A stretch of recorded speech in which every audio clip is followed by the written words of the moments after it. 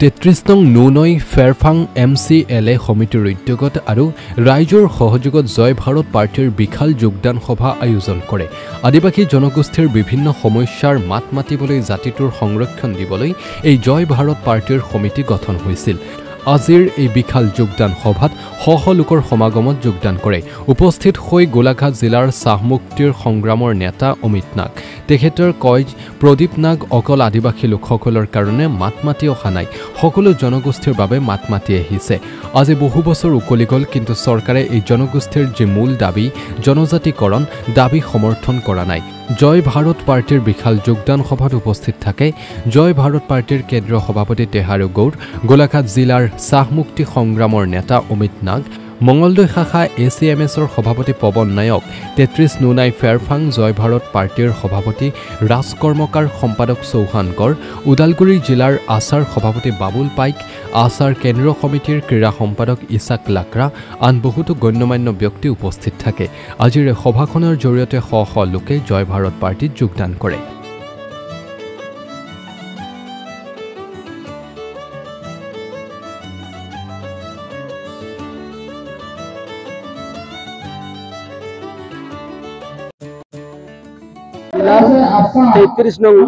Nunai ফেৰফাং MCLA সমষ্টিৰ উদ্যোগত আৰু ৰাইজৰ সহযোগত ইয়াতে আমাৰ আজি অৰৰাজুলি চাহ বাগিচাত ইয়াতে আমাৰ যোগদান সভা হৈছে আৰু ইয়াতে আপোনালোকে চাইছে বিপুল ৰাইজে ইয়াতে সমাগম হৈছে আৰু জয় ভাৰত পাৰ্টিক যি সঁহাৰি জনাইছে ইতিমধ্যে আমাৰ 100 জনৰ ওপৰত যোগদান কৰিবলৈ সাজু হৈ আছে। এতিয়া যোগদান কাৰ্যসূচী আমাৰ আৰম্ভ হ'ব আৰু এই যোগদান কাৰ্যসূচীত আপোনালোকে চাইছে কিমান মানুহ সমাগম হৈছে আৰু ইয়াতে গম পোৱা যায় যে জয় ভাৰত পাৰ্টিক ৰাইজে কেনেকুৱা ধৰণৰ আঁকোৱালি লৈছে।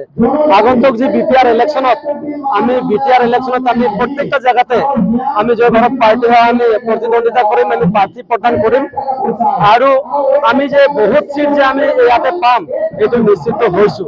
আৰু ইতিমধ্যে এছেম্বলি ইলেকশ্যন যি আহি আছে 2026 চনত তাতো আমি অসমত বিভিন্ন জায়গাত আমি প্ৰাৰ্থিত্ব প্ৰদান কৰিম আৰু আমি যে বিভিন্ন জায়গাত যে আমি প্ৰাৰ্থী প্ৰদান কৰাৰ পিছত যে আমি জয় হৈ ওলাই আহিম সেইটো আমি নিশ্চিত হৈছো। কাৰণ আজি বিজেপি চৰকাৰৰ শাসন কালত আজি চাহ শ্ৰমিকসকলৰ ওপৰত যি সামাজিকভাৱে ৰাজনৈতিকভাৱে যি শোষণ চলাই আছে, আজি চাহ শ্ৰমিক ৰাইজে আজি অতিষ্ঠ হৈছে বিজেপিৰ হৈ পেলাই।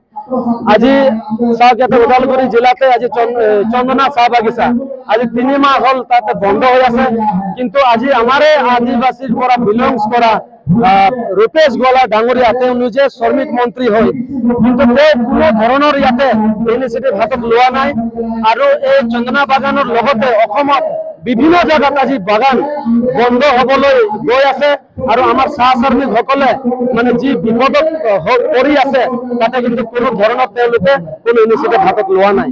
গতিকে আগন্তুক দিনত যে ৰূপেশ গোৱালাৰ লগতে আদিবাসী যি বিজেপি দলৰ যি প্ৰতিনিধি কৰি আছে MLA সকল, আজি গোটেইসকল প্ৰতিনিধি যে আজি আদিবাসী গাঁৱত বা আদিবাসী এৰিয়াত যে প্ৰত্যাহ্বানৰ সন্মুখীন হ'ব এইটো নিশ্চিত। আৰু আজি বিজেপিৰ হৈ যিমানে চাহ শ্ৰমিক হৈ পেলাই যিমানে প্ৰতিনিধি কৰা যিমানে MLA বিলাকে খেলিব যাব গোটেইসকল আজি বিপুল ভোটত তেওঁলোকে হাৰিব বুলি মই এটা বিশ্বাস আৰু চাহ শ্ৰমিক ৰাইজে বিজেপিক কোনো পধ্যে মানে বিশ্বাস নকৰে। কাৰণ বিজেপি চৰকাৰ চাহ শ্ৰমিকসকলৰ ওপৰত বা আদিবাসী বা চাহ জনগোষ্ঠীৰ ওপৰত তেওঁলোকে একেবাৰে বিশ্বাসঘাতক কৰিছে। কাৰণ চাওক ইতিমধ্যে বিজেপি চৰকাৰে কিমান ধৰণৰ প্ৰতিশ্ৰুতি দিছিলে যে আদিবাসীসকলক জনজাতিকৰণ কৰি দিব বা মাটিৰ পাট্টা দিব বা চাহ শ্ৰমিকৰ যি দৈনিক মজুৰি বিজেপিৰ দিনত তেওঁলোকে 331 টকা বঢ়াই দিম বুলি কৈছিলে, কিন্তু আজিৰ তাৰিখলৈকে কোনো ধৰণৰ এইবিলাকৰ খবৰ নাই। আৰু তেওঁলোকে সৰু সৰু কাম যেনেকুৱা ৰাস্তাৰ কাম বা যেনেকুৱা অৰুণোদয় কাম সেইবিলাক লৈ পেলাই তেওঁলোকে ফাটা ঢোল আজি বজাই আছে। তেওঁলোকে প্ৰতি ফালি ক'ব খুজি আছে যে আদিবাসী ৰাইজৰ আমি উন্নতি কৰি আছো, কিন্তু আদিবাসী ৰাইজে এতিয়া বুৰ্বক হৈ থকা নাই।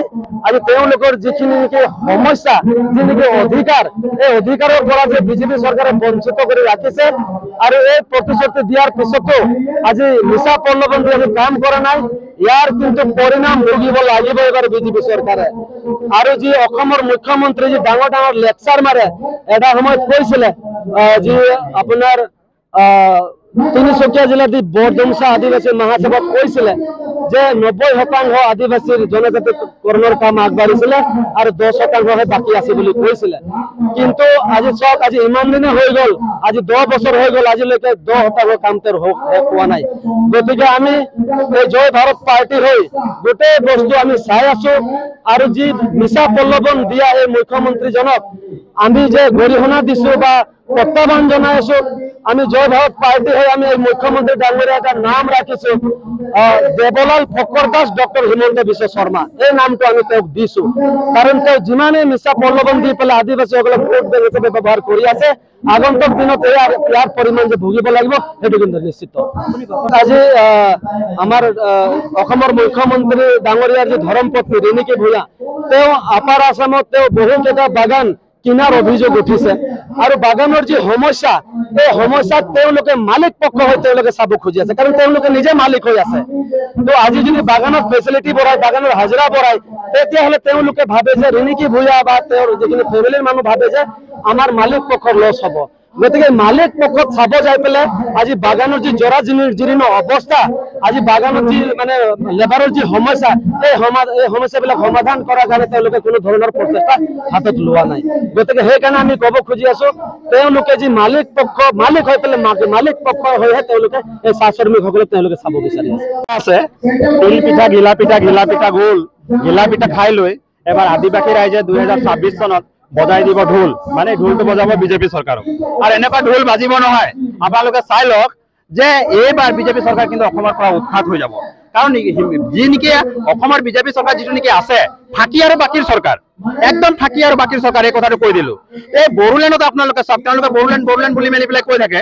বিটিআৰত আমি দেখিবলৈ পাইছো মাত্ৰ 32 লাখ আচলতে বড়ো জনগোষ্ঠীৰ লোকসকলে আছে, তেওঁলোকক কিন্তু গোটেইখিনি আচলতে আধিপত্য তেওঁলোকক দি দিলে।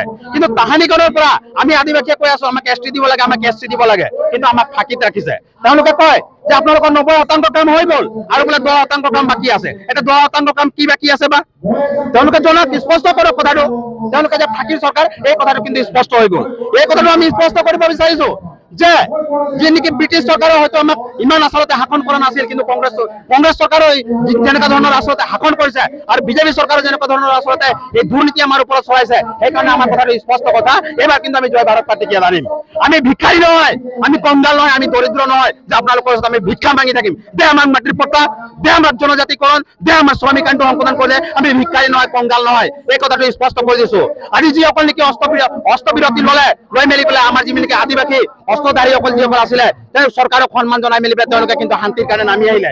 আমি কিন্তু এতিয়া দেখিবলৈ পাইছো তেওঁলোকক কিন্তু আকৌ অস্ত্ৰ ল'বৰ কাৰণে তেওঁলোকে কিন্তু বাধ্যত পেলাইছে। ক'লে যে বোলে আদিবাসীৰ কাৰণে ডেভেলপমেণ্ট কাউন্সিল বনোৱা হৈছে, তেওঁলোকক 1000 কোটি টকা দিয়া হ'ব। ক'ত গ'ল 1000 কোটি টকা? কিন্তু আমি দেখিবলৈ পাইছো যে আমাৰ দেখিবলৈ পাইছো যে প্ৰবন্ধ ইতিমধ্যে কিন্তু হাজাৰ কোটি টকাৰ কিন্তু পেকেজ ঘোষণা কৰি দিছে।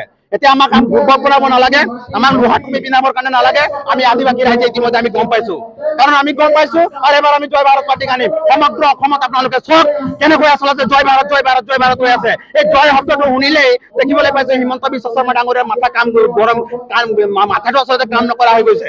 আৰু দেখিবলৈ পাইছো যে সৰ্বানন্দ সোণোৱালৰ মাথাটো কাম নকৰা হৈ গৈছে। আৰু লগতে আমি দেখিবলৈ পাইছো অমিত শ্বাহৰ চশমাটো বাৰে খোল খাই গৈছে। আৰু নৰেন্দ্ৰ মোদীটো কোন দেশলৈ গৈছে আমি নিজে মানে গম পোৱা নাই। মানে জয় ভাৰত বুলি মেলি পেলাই কওঁতে তেওঁলোকে এইবাৰ মানে আচলতে তেওঁলোকক আমি দেখিবলৈ পাইছো যে ভয়ত কম্পনমান হৈছে। আৰু এইবাৰ এনেকুৱা ভূমিকম্প আহিব, এইবাৰ এনেকুৱা জোৱাৰ বাৰ্তা আহিব, এইবাৰ এনেকুৱা চুনামি আহিব। 2026 চনত আপোনালোকে যিটো নেকি আপোনাৰ নিৰ্বাচন আছে, এই নিৰ্বাচনত আপোনালোকে দেখিবলৈ পাব যে সংখ্যা গৰিষ্ঠতা ভোটত, আমি কৈছো না সংখ্যা গৰিষ্ঠতা আমি ভোট আমি লাভ কৰিম, আৰু সংখ্যা গৰিষ্ঠতাৰ ভোটত কিন্তু আমি জয় লাভ কৰিম। আৰু এইবাৰ কিন্তু আমি আসন গ্ৰহণ কৰিম, আৰু এইবাৰ আমি আসন ল'মেই। মানে এই কথাটো স্পষ্ট কৰি দিছো। এটা কণ্ঠৰ আছিলে এছটি বুলি, এতিয়ালৈকে এছটি মানে লুকাই হৈ আছে। আৰু এই এছটি নামাকৰণ কৰিবৰ কাৰণে এই জয় ভাৰত পাৰ্টি কিমান মানে শতাংশ আগবাঢ়িব? ডেফিনেটলি কিমান শতাংশ আগবাঢ়িব নহয়, প্ৰায় 85% আগবাঢ়িয়ে গৈছে। আমাৰ সমগ্ৰ অসমত আপুনি উজনিত যাওক, নামনিত যাওক, মধ্য অসমত যাওক, বিটিআৰত আহক, গোটেইখিনিতে যাওক, চাৰিওফালে জয় ভাৰতে হৈ আছে। আমাকতো দেখিলে গাড়ী ৰখাই মেলি পেলাই ডাইৰেক্ট এটা চেলুট মাৰিয়ে কৈ দিয়ে জয় ভাৰত। সঁচাকে জয়ে হ'ব আমাৰ। জয় ভাৰতৰ জয় নহ'ব কি হ'ব? পৰাজয় হ'ব নেকি? এই কথাটো স্পষ্ট হৈ গৈছে গোটেই আদিবাসী আজি চাওক ৰাইজবিলাক কিমান খ ৰাইজ বহি আছে এইটো কাৰণে বহি আছে যে জয় ভাৰতক আচলতে ভাল পায় গতিকে ফাঁকি চাকি দালালি আমাৰ লগত কৰিবৰ কাৰণে নালাগে আৰু এটা কথা স্পষ্ট কৰি দিছো কাহিনীখনতো কৈছো আজিও কৈছো মোৰ হতাশক আছে দ্ৰৌপদী মুৰ্মু যিটো নেকি এছ টি লৈ মেলি পেলাই বহি আছে গতিকে তেখেতে এছ টিৰ সংগ নলওঁ বুলি কৈ মেলি পেলাই আঁতৰি দিয়ক আৰু লগতে মই এই কথাটো উত্থাপন কৰিব বিচাৰিছো তেখেতে যি নেকি আমি দেখিবলৈ পাইছো যে এতিয়া আমাৰ ৰাষ্ট্ৰপতি হৈ আছে সেইখনো আচলতে এৰি দিয়াই ভাল আছে সেইখনো যে এৰি দিব লাগে এৰি দিয়াই ভাল আছে কাৰণ এটা কথা চাব আমাৰ যি নেকি আমি দেখিবলৈ পাইছো যে এছ টি আমাক দিব লাগে জনজাতিকৰণ আমাক দিব লাগে এইটো কিন্তু আমাক নিদিয়ে আৰু কি কৰে ৰাজ্য সভা আৰু মানে লোকসভাত আমি দেখিবলৈ পাওঁ ফুটবল খেল যেনেকুৱা ফুটবল হয় দুফালে দুটা গলকিপাৰ থাকে ইফালৰ পৰা বলটোক গোৰ মাৰি দিয়ে সিফালৰ পৰা বলটোক গোৰ মাৰি দিয়ে আমাৰ আদিবাসী মানুহক তেনেকৈ আচলতে গোৰ মাৰি মেলি পেলাই আছে আমাক গোৰ মাৰি থাকিব ফুটবলটোক আৰু ইমান দিন হৈ গ'ল আচলতে ভাৰত স্বাধীন হোৱা কিমান দিন হ'ল আপোনালোকে নিজে চাওক তাহানিখনৰ পৰা আমি কষ্ট পাই আছো তাহানিখনৰ পৰা আমি কৈ আছো আৰু আমাৰ হিষ্ট্ৰীবিলাক ইতিহাসবিলাক লুকুৱাই আছে ইতিহাসৰ পাঠবিলাক খুলি দিয়া হৈছে 1948তে আমি জানো যে আমাৰ আদিবাসী কাউন্সিল তেতিয়া আছিলে কিন্তু সেই যি নেকি আচলতে তাত লিপিবদ্ধ আছিলে সেই কথাখিনি ক'ত গ'ল কোনে লুকালে সেই কথাখিনি চৰকাৰে কিন্তু স্পষ্ট কৰিব লাগিব সেইকাৰণে আমি জানো যে কংগ্ৰেছৰ ফাঁকি বিজেপিও ফাঁকি এজিপিও ফাঁকি প্ৰমিতপুৰো ফাঁকি হাগ্ৰামা মহিলাইও ফাঁকি এই ফাঁকিবিলাকক আমাৰ প্ৰয়োজন নাইকিয়া এইবাৰ কিন্তু আমি সংখ্যাগৰিষ্ঠতা আচলতে এইবাৰ আমি কিন্তু আসন দখল কৰিম বুলি মেলি পেলাই আমি এবাৰ ইতিমধ্যে আমি গম পাইছো উপলব্ধি কৰিছো আৰু ৰাইজৰ সঁহাৰিতে আমি গম পাইছো আচলতে এটা কথা কওঁ আমাৰ যিটো শ্ৰমিক মন্ত্ৰী আছে ৰূপেশ গোৱালা ডাঙৰীয়াটো নকওঁ দেই তেখেতক এইটো কাৰণে নকওঁ তেখেত বিফল মন্ত্ৰী কাৰণ তিনিটাকৈ ট্ৰামছত তিনিটা মন্ত্ৰী আমি দেখিলো পল্লৱ লোচনক দেখিলো বিজেপিৰ সময়ত সঞ্জয় কিষাণক দেখিলো আৰু ৰূপেশ গোৱালাক দেখিলো আৰু ৰূপেশ গোৱালাক এই তিনিটাই আচলতে কুম্ভকৰ্ণৰ নিন্দাত থাকে যি নেকি আচলতে টোপনিত যায় তেওঁক কিন্তু উঠাবৰ কাৰণে ভাল আৰু যি নেকি আচলতে টোপনিৰ ভাও জুৰে তেখেতক কিন্তু কেতিয়াও উঠাব নোৱাৰে এই কথাটো স্পষ্ট কৈছো আৰু টোপনিৰ ভাও জুৰি থকা মন্ত্ৰীজনে হৈ গ'ল আমাৰ শ্ৰম মন্ত্ৰী ৰূপেশ গোৱালা ডাঙৰীয়া গতিকে তেখেতে কুম্ভকৰ্ণৰ নিন্দাত আছে এই কথাটো আমি স্পষ্ট কৰি দিছো আৰু লগতে আমি এই কথাটো কৈছো যে আমাৰ আদিবাসী যিসকল চাহ শ্ৰমিক আছে এই চৰকাৰখনে নিজে ঘোষণা কৰিছিলে বিশেষকৈ পল্লৱ লোচনে কৈছিলে 3.53 টকা দিম বুলি মেলি পেলাই কৈছিলে আমাৰ চৰকাৰ আহিলে আৰু লগতে এই কথাটো কৈছিলে তেওঁলোকৰ মেনিফেকচাৰত আমি দেখিবলৈ পাইছো তেওঁলোকৰ মেনিফেকচাৰত এই কথাটো উল্লেখ আছে যে যিটো নেকি ভিজন ডকুমেণ্ট বনাইছে এই ভিজন ডকুমেণ্টত আচলতে এই কথাটো উল্লেখ আছে যে জনজাতিকৰণ আদিবাসীক দিয়া হ'ব 10 বছৰ যিটো সময় লৈছিলে এই 10 বছৰ এতিয়া কাৰ্যকাল কিন্তু পাৰ হৈ গৈছে এতিয়ালৈকে কিন্তু না মাটিৰ পট্টা না জনজাতিকৰণ না শ্ৰমিক আইন সংশোধন না মজুৰি বৃদ্ধি কোনো ফালৰ পৰা আমাৰ আচলতে কোনো ফালৰ পৰা আমাৰ সুবিধা নাই জানি পুলি জাতিটো শেষ কৰিব বিচাৰিছে লগতে এই কথাটো কৈ দিছো যে আৰু 10টা বছৰ যদি এনেকৈ চৰকাৰক যদি জয়ী কৰা হৈ থকা হয় তেতিয়াহ'লে কিন্তু এইখন অসমত যে আমাৰ আদিবাসী জনগোষ্ঠীৰ লোক আছিলে এই কথাটো আমি পাহৰি যোৱাই ভাল আছে এই কথাটো কিন্তু স্পষ্ট কৰি দিছো কাৰণ 10 বছৰৰ পিছত আপোনালোকে দেখিব বগানবিলাকত হয়তো কোনোবা বগানত কিন্তু এয়াৰপৰ্ট বনাইছে কোনোবাত আমি দেখিবলৈ পাইছো যে উচ্চাত কৰি মেলি পেলাই আচলতে তেল ডিপু বনাইছে অন্যান্য বিলাক বা ৰিজৰ্ট বনাইছে এনেকুৱা ধৰণৰ আমি দেখিবলৈ পাইছো গতিকে এইবিলাক আচলতে চৰকাৰে নামি গৈছে নহ'লেনো আদানীকনো কেলে আনিব লাগে অসমত আদানীক আমি দেখিবলৈ পাইছো যে 50,000 কোটি টকা আচলতে বিনিয়োগ কৰিছে কি কাৰণে আচলতে বিনিয়োগ কৰিছে বিনিয়োগ কৰাৰ অৰ্থ মাটি ক'ত আছে মাটিটো অকল চাহ বাগিচাতে আছে গতিকে চাহ বাগিচাৰ মাটি যে ক্ৰয় কৰিব চাহ বাগিচাৰ মাটি যে কিনিব নতুন যে ইণ্ডাষ্ট্ৰী বনাব এই কথাটো কিন্তু স্পষ্ট হৈ গৈছে সেইকাৰণে আদিবাসী লোকসকলে আদিবাসী জনগোষ্ঠী জাগ্ৰত হ'বলৈ হ'ল জয় ভাৰত পাৰ্টিক জয়ী কৰাব লাগে ৰাজনৈতিকভাৱে আমি ষড়যন্ত্ৰৰ বলি হৈছো নৈতিকভাৱে ষড়যন্ত্ৰৰ বলি হৈছো আমি আচলতে সামাজিকভাৱে ষড়যন্ত্ৰৰ বলি হৈছো আৰু অৰ্থনৈতিকভাৱেও কিন্তু আমি আচলতে এই বিজেপি চৰকাৰৰ আমি আচলতে বলি হৈছো গতিকে এই কথাটো আমি স্পষ্ট কৰি দিছো যে আমাক কিন্তু বিজেপি চৰকাৰ নালাগে কংগ্ৰেছ চৰকাৰ নালাগে জয় ভাৰত পাৰ্টি একদম চিধা চিধিকে আহি আছে আৰু 2026 চন তেওঁলোকক কিন্তু একদম আমি মানে অসমৰ পৰা উচ্ছেদ কৰি দিছো এই কথাটো একদম স্পষ্ট কৰি দিছো প্ৰগ্ৰাম তেওঁলোকে ৰাখিছিলে কিন্তু জইনিং প্ৰগ্ৰামটো তেওঁলোকৰ গোটাই জনগোষ্ঠীৰ বিভিন্ন ঠাইৰ পৰা বিভিন্ন জাতি জনগোষ্ঠীৰ সমাজৰ কৰ্মীসকলক ইয়াতে মাতিছিলে সেই হিচাপে মই এজন চাহ শ্ৰমিকৰ প্ৰতিনিধি আৰু প্ৰতিনিধি হিচাপে তেওঁলোকে মোকো মাতিছিলে তেখেতক মাতাৰ কাৰণে মই ধন্যবাদ দিছোঁ কাৰণ তেওঁলোকে কাকো এৰি দিয়া নাই জাতি জনগোষ্ঠী চবকো মাতিছে তেওঁলোকে আৰু সেই হিচাপে আমি আহিছিলোঁ উল্লেখ কৰিম যিহেতু মই ৰাইজৰ প্ৰতিনিধি আৰু সেই হিচাপে মানুহে মোক ক'বই কিন্তু এইটো বুলি কথা নাই যে মই যে খেলিব লাগে মই যে কালি টিকেট ল'ব লাগে মই যে কালি MLA খেলিব লাগে যদি পাৰ্টিয়ে মোক পচন্দ কৰে ৰাইজে মোক সহানুভূতি দিয়ে তেতিয়াহ'লে মই নিশ্চয় খেলিম আজি জইনিং প্ৰগ্ৰামত মই নাই যিহেতু ৰাইজৰ চাহ শ্ৰমিক আদিবাসী ৰাইজৰ মই এজন প্ৰতিনিধি হয় আৰু প্ৰতিনিধি হিচাপে মই আগতেও কৈছিলোঁ মোক মাতিছিলে মই আহিছোঁ যে জয় ভাৰত পাৰ্টিৰ জইনিং প্ৰগ্ৰাম তেওঁলোকে মই যেতিয়া মোৰ যিকোনো ভাষণ আছিলে মই ভাষণ দিয়াৰ পিছত তেওঁলোকে জইনিং প্ৰগ্ৰাম ৰাখিছে তেওঁলোকক মই অন্তৰ দি ধন্যবাদ দিছোঁ আৰু আগন্তুক দিনত ময়ো নিজে চেষ্টা এটা কৰিম নিজৰ জাতি ভাইৰ কাৰণে নিজৰ জনগোষ্ঠীৰ কাৰণে মই চিন্তা নিশ্চয় কৰিম আৰু মই নিশ্চয় আকৌ মোৰ যিহেতু ট্ৰেড ইউনিয়নৰ সংবিধান আছে সেই সংবিধান মতে আৰু সকলো লগত আলোচনা বিলোচনা কৰি মই সেই যে ভাৰত পাৰ্টিৰ লগত মই সহযোগ কৰিম বুলি মই তেওঁলোকক আশা দিছোঁ। আগন্তুক তেওঁলোকে গাঁও ভূঞে এতিয়া ফুৰিছে, কিন্তু 5টা বছৰত তেওঁলোকে ক'ত গৈছিলে? যেতিয়া চাহ জনগোষ্ঠীৰ চাহ গাছটো ফুৰিব লগা হৈছিল তেতিয়াতো কোনো তেওঁলোকৰ খবৰ লোৱা নাই। BTC চৰকাৰ লোৱা নাই, প্ৰমোদ চৰকাৰ লোৱা নাই। প্ৰমোদে হাগনামাৰ পিছত পৰি আছে আৰু বিজেপি গৌৰৱ গগৈৰ পিছত পৰি আছে।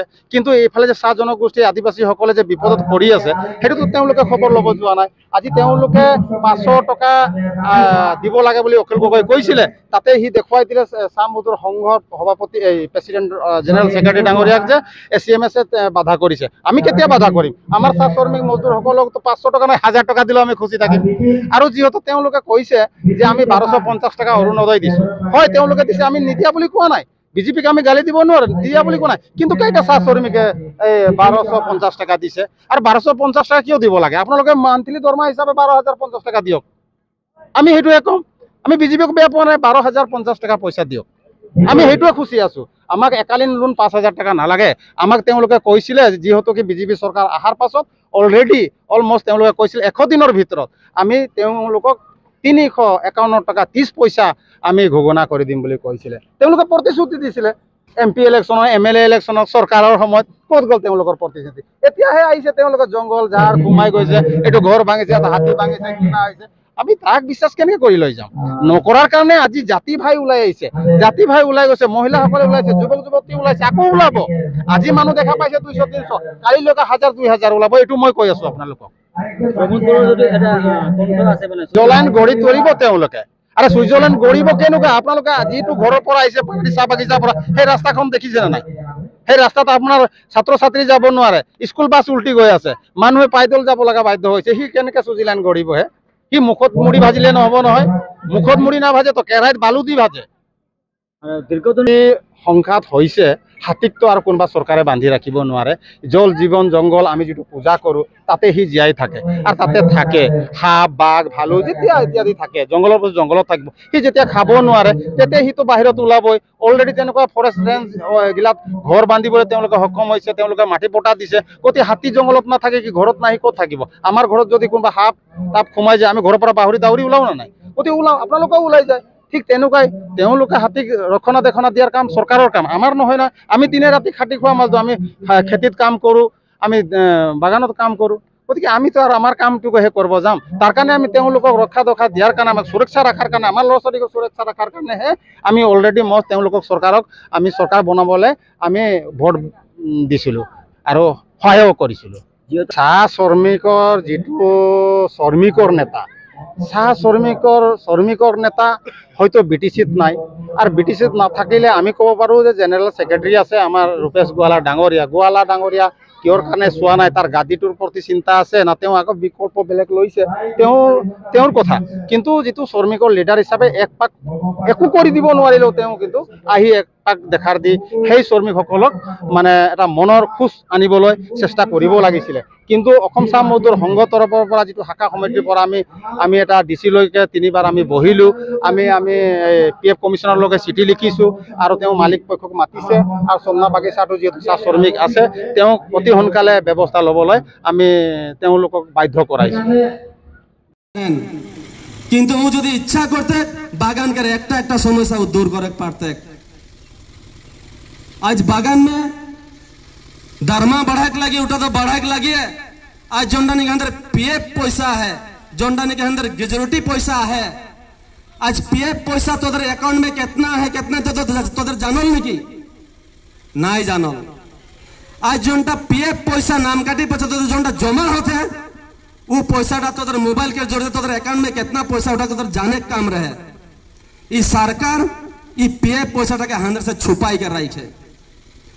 जेने के PF का काम करो थे गुवाहाटी में लाल माटी में जो ऑफिस है वो ऑफिसर के लगे 100 दरमा दे कर आई थी। 100 PF पैसा से वो PF पैसा अगर परसेंटेज लेके वो ऑफिसर के 100 जगह दरमा खाते और उगला कर दायित्व रहे जे बागान में जितना भी लेबर काम करते हैं श्रमिक काम करते हैं क्या PF पैसा कितना है उधर अकाउंट में उधर शू करे काम रहे। 100 PF पैसा के लेके सरकार उधर बेलग काम में खाता थे। हुआ कर जो के इंटरेस्ट सरकार खाते, सरकार बिजनेस करो थे। इच्छा करले से हमारे जितना पे पैसा है 2 लाख 3 लाख वो 2 लाख 3 लाख के ऊपर हमारे श्रमिक गिला लोन दे के अंदर बेटा बेटे के भाल से पढ़ाई के भी पार्थ के उठाकर सुविधा नहीं दे के अंधार में रहे के सरकार अंदर के इगला बात बहुत बात अंदर जाने के लोग क्या है आज अंदर कितना निबनुआ बढ़त है आज कितना अंदर युवक युवती बाहर काम करे जाके लगा होता है आज कार्बी आंगलों में डिमा हंसाओं में आज हमारे आदमी के कास्ट सर्टिफिकेट नहीं पाते कार्बी आंगल में जी हिस्ट्री बोलो थे वो टाइम में रहे कांग्रेस सरकार रहे नहीं बता दो कांग्रेस सरकार रहे कांग्रेस सरकार चला पीछे कांग्रेस सरकार के इतना बड़ा में वोट दिली आज मैं और मान के पॉलिटिकल मैं माथा घोला के नया हो आज रौर में मैं चिंता करे बाध्य करे बात बोलो थी रौर में सोचा हम इनके कैसे डोमिनेट करके रखा था रौर में पूछा कि राजनीति दिशा में हम इनके कैसे मर्डर करा था उके है रौर मन के बता का ही जगह 1950 में वोटिंग होला असम के पहला चीफ मिनिस्टर क्या रहे लोकप्रिय गोपीनाथ बोरदोलोई रहे ना बता दो हिस्ट्री पढ़ा लोकप्रिय गोपीनाथ बोरदोलोई रहे कांग्रेस के टाइम में हम इनके आयो बा नाना नानी कांग्रेस के कखनो नहीं भुलाए रहा है रौर मान कर आयो बा भी कांग्रेस के वोट दे रहा है दे रहा है लेकिन कांग्रेस भी हम इनके मोटा मोटे 60 साल मन हम इनके वोट ले लेकिन हम इनके ये बगान में रहने वाला आदिवासी ये बगान में रहने वाला 400 श्रमिक के कोनो एक संवैधानिक सुरक्षा दे के नहीं जा है ओनली हम इनके वोट बैंक बनाए के राइट के गिलाफ नहीं तो कांग्रेस के टाइम में